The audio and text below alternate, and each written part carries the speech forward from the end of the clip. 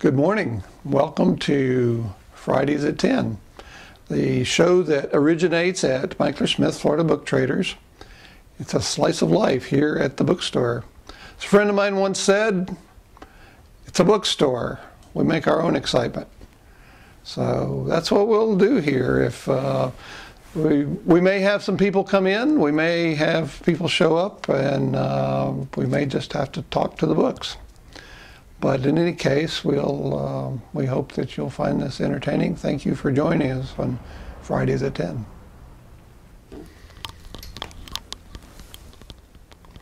Well, look who's here, Pete Merrigan. Hey, Alan, good morning. How are you? Come on in. Good to see you. Am I in the right place? You're in the right place. All Come right. on in and have a seat. Time? This is the right time. It's 10 o'clock on Friday. Good. Well, you said drop in any old Friday, so I was in the neighborhood, had my guitar with me, and thought, why not? Let's go down and see what Alan's up to. I think we got a microphone. We'll get you all hooked up, and let's talk a little bit. You got some coffee? Got some coffee? All right. We're glad that you came by, and Well, what's new in your life? Nice to be here. Oh, you know, same old things. I'm playing music wherever I can and whenever I can, trying to write some new songs and keep my chops in shape. Playing next door to your shop here quite a lot, actually, at the Old Northeast Tavern, one of my favorite places in town to play. That's a new venue for you, right? It is this year. I heard about it while I was out of town. I traveled to New Hampshire and Ireland this summer, and while I was in New Hampshire, I was still getting Pete Gallagher's newsletter, and of course he talked all about the new original music venue in town called the Old Northeast Tavern, so I didn't waste any time getting down here when I got back to town to see what was going on. For the viewers at home, we need to say that that's Pete Gallagher, who has the Florida Folk Show on WMNF. So listen to him. 88.5. Listen to him every Thursday. Every Thursday he's Every on Thursday, from 9 to 10, isn't he, in the morning? 9 to 10 a.m. Which seems like a strange time to be 88.5. listening to folk music, but you know what? Any time is the time to listen to folk music, right? Most folkies are getting up about that time and having their first cup of joe, I think. Well, so you've been writing some new stuff, but you've got... I haven't broken out any of the really new stuff yet, but I do have 3 CDs of my original material, and I've actually bought shameless commercial shameless plug self-promotion. I've actually brought in a copy of each of those for you today. Okay, would you like to show those? Sure. We can we get a shot of those? You have the producer hand them to me. Okay. We do have a producer here. Yes, we do have a producer. We have the first one is The Eyes of a Child. Oh, wait. Wow. You've got to do that a little slower. That's the Eyes of a Child. Did you get that one? Okay. And then the second one I did was State of Grace. State of Grace. Oh, that's got you've got a title song. That's the for title. That, That's it. which is you going to do that a little I'll play that later for for you a little Okay. later on. Yeah. And then there's the third one, which is called The Last Resort. That's kind of a little souvenir of the show that I used to do down in the islands. In the islands, you played in the Caribbean for. I was very fortunate to come upon a job in the British Virgin Islands, specifically on the island of Tortola. A little place called The Last Resort, where I started playing in late 1993, and my last gig there was about 10 years later in 2003. It was a nice 10-year run of playing seasons. I would play anywhere from 6 weeks to 6 months a year, depending on how much they needed me. Started out in the 6 weeks area, and then built my way up to playing 4 to 6 months at a time there. That's the place where where some of your audience or some of your show were Four-Footed Friends. Were what? Four-Footed Friends. Oh yeah. We had the singing dogs, the fabulous singing dogs of Bellamy Key. Bellamy Key is the name of the little tiny island that the restaurant was on, and the dogs that lived there had a knack for singing along with the harmonica. So whenever the audience would tend to drift away from me just a little bit, at that point in the show, I'd call the dogs up and play a little harmonica, and they would howl along. Very, very melodious dogs we had. The singing hounds of Bellamy Key. They were wonderful. You told me one time that that was a place where a very strange thing happened with.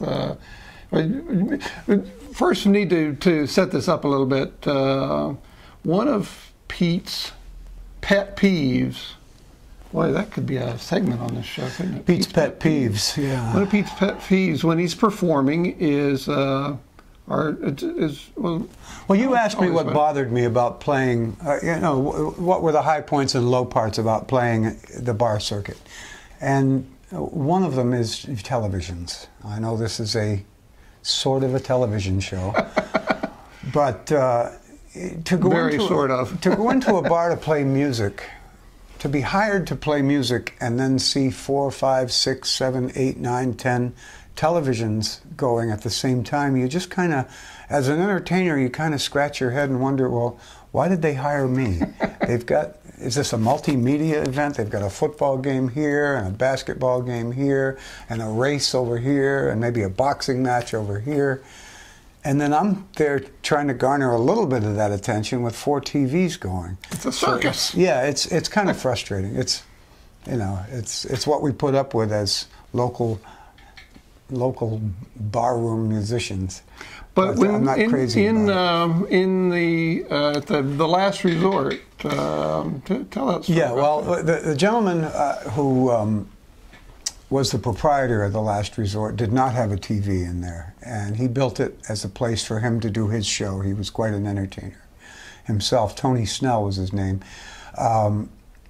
And he never had a TV in there, but he hired a manager one of the last years that I was there who had an idea he was going to make some changes. And one of the changes was when I came down from to do the season there, I noticed there was a TV at the end of the bar, and I said, I hope you're not planning on turning that TV on while I'm doing my show. And he said, oh, no, we wouldn't do that.